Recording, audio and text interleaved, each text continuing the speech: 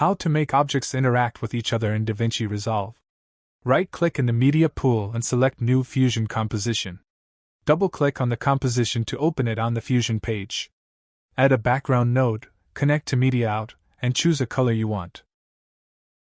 Add a rectangle mask, connect it to the background, and adjust its size to have something like mine. Select the background node and press Shift plus space. Search for Displace and add it after the background node.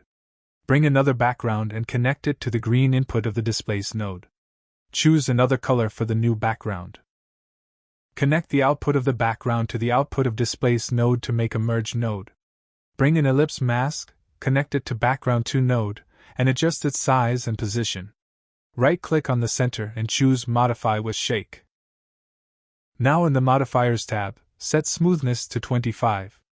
Select the Ellipse 1 and press Ctrl plus C, then Ctrl plus V to duplicate it. In the Modifiers tab, click on Recede button a couple of times. Now we have a stable rectangle and 2 moving circles. But to make them interact with each other, select the Displace node. Increase refraction strength and spread to maximum.